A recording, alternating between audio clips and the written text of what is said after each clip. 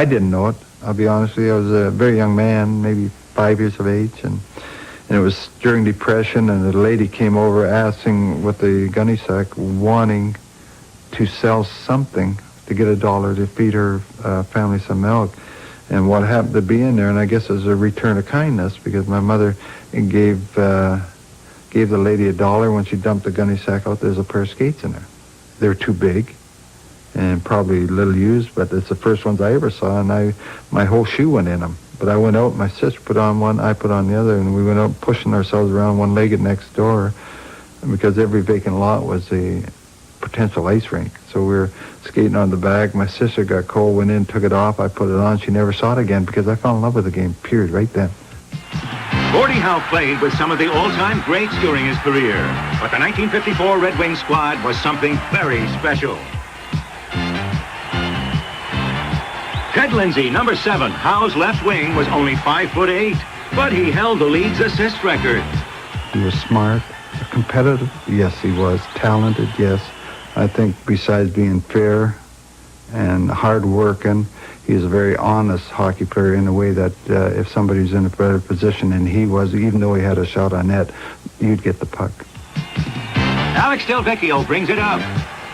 Alex was the wing center and always at the center of the action.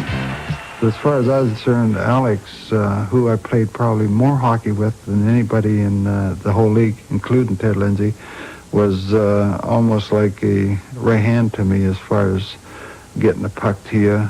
I know I played through the years, and I analyzed him pretty well. When he got into problems, when there's 2 or 3 guys around him, you keep going because the puck will get to you.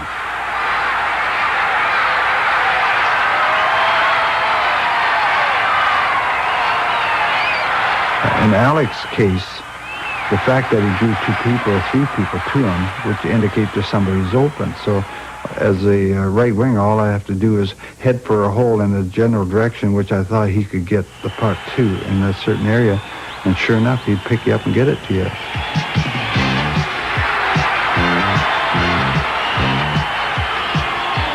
Defenseman Red Kelly, number 4, one of the best ever. Red could do it all. If you say what contribution, Red killed penalties. He played the power play. He played up in front. He was just Mr. Ready and steady. He was a material that made championships, is what Red was. This great Detroit club, with Ted Lindsay leading the way, took Game 1 of the '54 Stanley Cup Final. But the Canadiens, Doug Harvey and Boom Boom Geoffrion, helped Montreal come back in Game 2. This series was going all the way. Game 3. Alex Del Vecchio brings it up ice.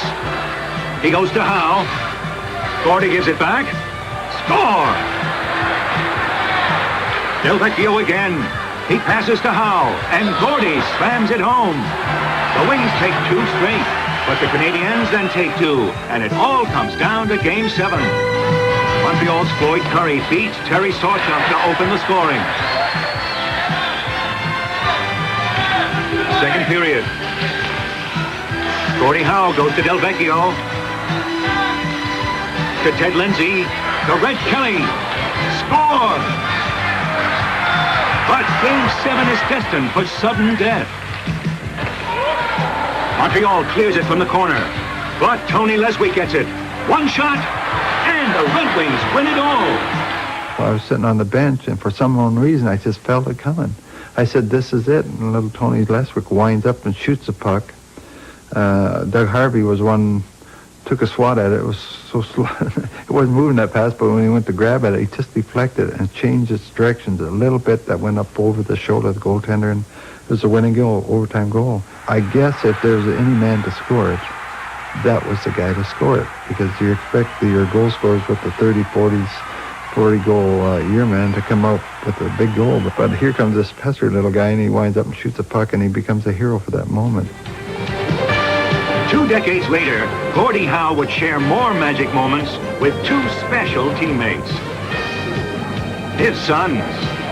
In Marty and Mark, I dreamt about playing with them, and a fledgling WHA came along, and Marty and Mark got drafted, and my name was thrown in the pot, and I went to Houston with them. And I can't tell you, it's what a thrill it was. I don't know how many people have that opportunity to succeed with your kids. When I went on the road, I took half my family with me, which was great.